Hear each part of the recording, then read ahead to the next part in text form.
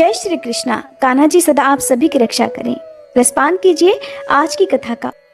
अन्य राजा और उनके सेवक भी अपना अपना सामान लेकर, जो खरीदने की बेचने की वस्तुएं थी उन्हें साथ लेकर, जिसके लिए जो भी मार्ग सीधा और आसान लगा वो उसी से चल दिया। नीलाचल पर पहुंचने वाले कठिन से कठिन रास्तों के द्वारा भी लोगों ने यात्रा की। महाराज इंद्रद्युम्न समस्त पुरवासियों तथा हर्ष में भरी हुई चतुरंगिणी सेना से घिरे हुए थे। जंगल का रास्ता जानने वाले पुरुष जो मार्ग बतलाते उसी से राजा यात्रा करते थे। मार्ग के दोनों ओर आने वाले देशों और वनों को देखते हुए वे बड़ी तेजी से यात्रा कर रहे थे। महानदी के तट पर जहाँ वृक्ष बहुत कम थे तथा पर्वतीय गुफाओं के कारण जो स्थान बहुत प्रसिद्ध था, वहां उन्होंने अपराह्न काल का आवश्यक कृत्य करने के लिए अपनी सेना का पड़ाव डाला।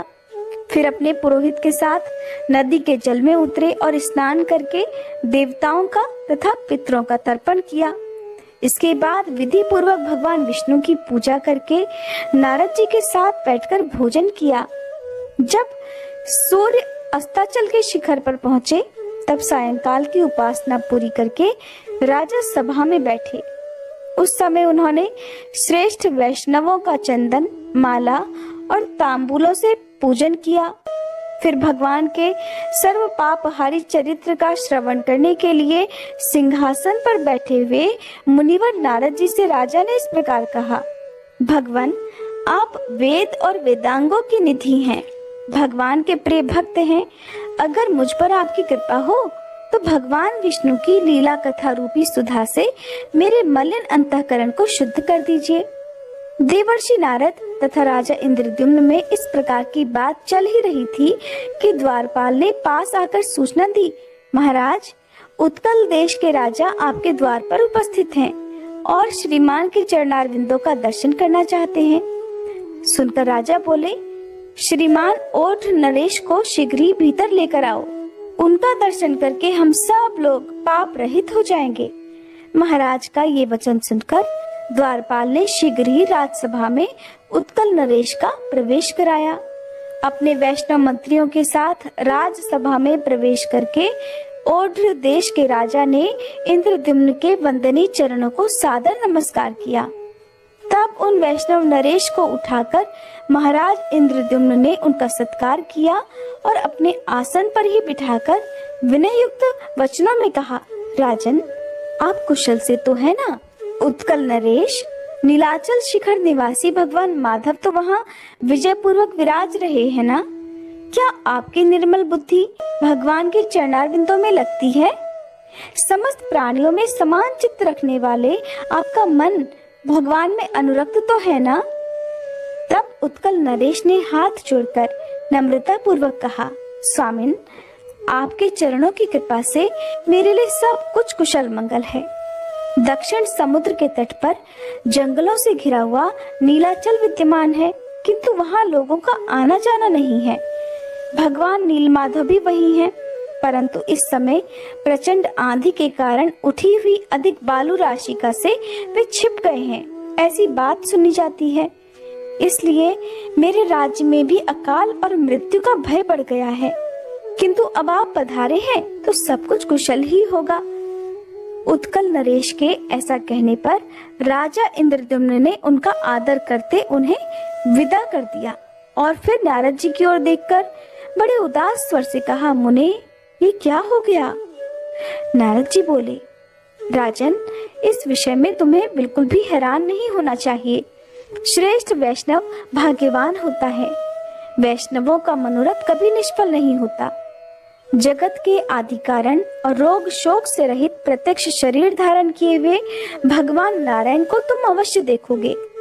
वे तुम पर ही अनुग्रह करने के लिए इस पृथ्वी पर उतरेंगे। संपूर्ण चराचर जगत भगवान विष्णु के वश में है।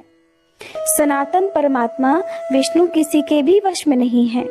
वे तो भगवान भक्त वत्सल हैं, इसलिए केवल भक्ति के वश में रहते हैं। भगवान विष्णु की भक्ति ही धर्म, अर्थ, काम और मोक्ष रूपी चारों पुरुषार्थों की जड़ है। वह भक्ति ही भगवान को वश में करने का उपाय है। एक ही भगवान विष्णु अपनी माया से अनेकों रूपों में कई बार प्रकट हुए हैं, इसलिए उन परमात्मा के सिवा और कोई भी सुख का कारण नहीं है। राजन, तुम ब्रह्मा जी की संतान परंपरा में 5वें पुरुष हो, साथ ही श्रेष्ठ वैष्णव हो। तुमने 18 विद्याओं में पूर्ण विद्वता प्राप्त की है और तुम सदैव सदाचार में स्थित रहते हो। तुमने इस पृथ्वी का न्याय पूर्वक पालन भी किया है। विशेषतः तुम ब्राह्मणों के पूजक हो, इसलिए पुरुषोत्तम क्षेत्र में इन चर्म चक्षुओं से भगवान पुरुषोत्तम का दर्शन तुम्हें अवश्य ही प्राप्त होगा। तुम्हारे इस कार्य में ही तो स्वयं ब्रह्मा जी ने मुझे नियुक्त किया है। पुरुषोत्तम क्षेत्र में चलने पर वो सब बातें मैं तुम्हें बताऊंगा। इस समय रात का 3रा पहर चल रहा है। इन सब राजाओं को अपने अपने डेरे में जाने की आज्ञा दो और राजन, तुम भी आराम करो। जैमिनी जी कहते हैं, नारद जी के इस प्रकार आश्वासन देने पर राजा इंद्रद्युम्न ने प्रसन्न होकर जब उत्तम बुद्धि से विचार किया, तब अपने परिश्रम को सफल माना और सभासदों को विदा करके मुनि का हाथ अपने हाथ में लेकर अंतःपुर में प्रवेश किया। फिर विधि पूर्वक उनकी पूजा करके उन्हें पलंग पर सुलाया और उन्हीं के साथ बातचीत करके शेष रात्रि बिता दी। इसके बाद निर्मल प्रभात होने पर नित्य कर्म पूरा करके उन्होंने जगन्नाथ जी का पूजन किया। इसके बाद सब महानदी के पार उतरे और फिर इसके बाद उत्कल देश के राजा के बताए हुए रास्ते से राजा इंद्रद्युम्न अपनी सेना के साथ एकाम्र नामक क्षेत्र की ओर बढ़ चले। वहां से कुछ दूर आगे जाने पर रास्ते में गंधवहा नाम की नदी मिली, जो बड़ी तेजी से बह रही थी। उसको पार करके आगे बढ़ने पर शंख आदि वाद्यों की आवाज सुनाई पड़ी। तब राजा ने नारद जी से पूछा, महामुने, ये शब्द कहाँ हो रहा है? सुनकर नारद जी बोले, राजन, ये अत्यंत दुर्लभ क्षेत्र है जिसे भगवान विष्णु ने गुप्त कर रखा है।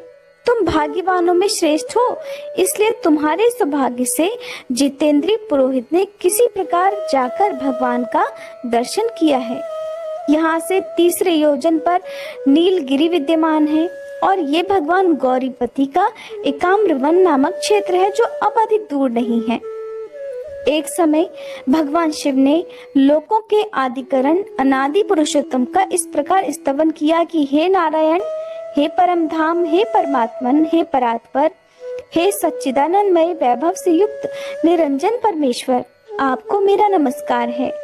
आप संसार के कारण हैं और गुणों के भेद से सृष्टि पालन तथा संहार रूप कर्म किया करते हैं। आपने अपनी ही योग माया से अपने को गुप्त कर रखा है। आपको नमस्कार है। आप न भीतर हैं न बाहर, साथ ही बाहर भी हैं और भीतर भी हैं। दूर होते हुए भी अत्यंत पास हैं। भारी, हल्के, स्थिर, अत्यंत सूक्ष्म और अतिशय स्थूल भी आप ही हैं। आपको नमस्कार है। जिनके कटाक्ष विलास से कोटि कोटि ब्रह्मा और अगणित रुद्र उत्पन्न होते हैं, उन कालात्मा श्री हरि को नमस्कार है। जिनके एक एक रोम में अनेकानेक ब्रह्मांडों का समुदाय भरा हुआ है और जिनका शरीर माप जोख के बाहर है, उन विश्वरूप भगवान को नमस्कार है। त्रिपुरासुर का दाह करने वाले भगवान शंकर ने जब इस प्रकार स्तुति की, तब शंख चक्र गदा धारण करने वाले वनमाला विभूषित हार, कुंडल, केयूर और मुकुट आदि से सुशोभित कृपा निधान भगवान गरुड़ वाहन विष्णु ने शिव जी से कहा, दक्षिण समुद्र के किनारे नीलाचल से विभूषित जो 10 योजन विस्तृत क्षेत्र चित्रोत्पला नदी से लेकर समुद्र तक फैला हुआ है, उसके उत्तर एकाम्र वन नामक सुंदर वन है। वहीं पार्वती जी के साथ आप निवास करें। यहाँ सब लोगों की सृष्टि करने वाले ब्रह्मा जी मेरे आदेश से आपको कोटि लिंगों के अधीश्वर पद पर अभिषिक्त करेंगे। भगवान विष्णु के ऐसा कहने पर भगवान शिव कहने लगे, देव देव जगन्नाथ, शरणागत दुख भंजन, हे प्रभु, हे जगतपते, आप पुरुषोत्तम क्षेत्र में जाने के लिए जो आज्ञा दे रहे हैं, उसे शिरोधार्य करके मैं उस मोक्षदायक कल्याण में तीर्थ में जाऊंगा। ऐसा कहकर फिर भगवान शंकर उस क्षेत्र में पधारे। फिर साक्षात ब्रह्मा जी ने वहां भगवान शंकर की स्थापना की। राजन, अब हम सब लोग वहां चलेंगे और त्रिपुर विनाशक शिव जी का भी दर्शन करेंगे। ये जो शिव जी का क्षेत्र है, इसे तमोगुण का नाशक बताया गया है। जो रजोगुण को भी धो डालने वाला क्षेत्र है, वह विरज मंडल नाम से प्रसिद्ध है। सत्व गुण की अधिकता के कारण पुरुषोत्तम क्षेत्र मुक्तिदायक बताया गया है। महाराज, जिनका मन पाप कर्मों से मलिन हो गया है, उनका विश्वास इस क्षेत्र में कभी नहीं जमता। नारद जी की बात सुनकर राजा का मन प्रसन्न हो गया और कहने लगे, ब्राह्मण, आपने मुझे परम पावन क्षेत्र का परिचय दिया, जहाँ पर साक्षात भगवान उमापति विराजमान है, वहाँ पर हम अवश्य ही चलेंगे। इस निश्चय के बाद देवर्षि नारद और राजा इंद्रद्युम्न दोपहर के समय सेना के साथ एकाम्र वन नामक क्षेत्र में पहुंच गए। वहां बिंदु तीर्थ में स्नान करके उसके तट पर विद्यमान भगवान पुरुषोत्तम का उन्होंने विधि पूर्वक पूजन किया। उसके बाद वे कोटीश्वर महालय को गए। वहां जल से तरह तरह आचमन करके सात्विक धर्म में स्थित राजा ने त्रिभुवनेश्वर अर्थात भुवनेश्वर नामक लिंग का महास्नान की विधि से पूजन किया। फिर अनन्य चित्त से भगवान शंकर जी का ध्यान करते हुए वे खड़े रहे। तब भगवान शंकर ने प्रसन्न होकर स्पष्ट वाणी में कहा, महाराज इंद्रद्युम्न, थोड़े ही समय में तुम्हारा मनोरथ पूर्ण होगा। इसके बाद उन्होंने नारद जी से कहा, महाभाग, ब्रह्मा जी ने जो आज्ञा आपको दी है, उसे इस राजा द्वारा अश्वमेध यज्ञ कराते हुए पूर्ण करो। पुरुषोत्तम क्षेत्र साक्षात भगवान विष्णु का स्वरूप है। उसमें भी परम पुण्यमयी अंतर्वेदी भगवान विष्णु के हृदय के समान मानी गई है, जिसकी रक्षा के लिए श्री विष्णु ने 8 स्वरूपों में मुझे स्थापित किया है।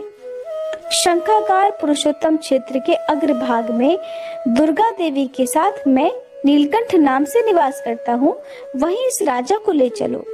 इस समय नीलमणिमय विग्रह वाले भगवान श्रीहरि अंतर्ध्यान हो गए हैं। वहां मेरी आज्ञा से भगवान श्री नरसिंह देव का क्षेत्र बनाओ। उस क्षेत्र में हमारे पास में ही राजा इंद्रद्युम्न एक सहस्त्र अश्वमेध यज्ञ करें। यज्ञ समाप्त होने पर इन्हें वह अद्भुत ब्रह्म स्वरूप वृक्ष भी दिखलाओ। उसके द्वारा विश्वकर्मा जी 4 प्रतिमाओं का निर्माण करेंगे और उन प्रतिमाओं की स्थापना करते समय ब्रह्मा जी स्वयं वहां पधारेंगे। तदंतर ये राजा समस्त पापों का नाश करने वाले और संपूर्ण जगत के आधारभूत भगवान विष्णु का दर्शन करेंगे। काष्ठ में शरीर अर्थात लकड़ी का शरीर धारण करके प्रकट हुए भगवान दर्शन मात्र से मोक्ष प्रदान करने वाले होंगे। नारद, भगवान विष्णु अपनी आज्ञा के पालन और भक्ति से बहुत प्रसन्न होते हैं। तब देवर्षि नारद जगत गुरु महादेव जी को प्रणाम करके हाथ जोड़कर बोले। उन्होंने जो कुछ भी महादेव जी से कहा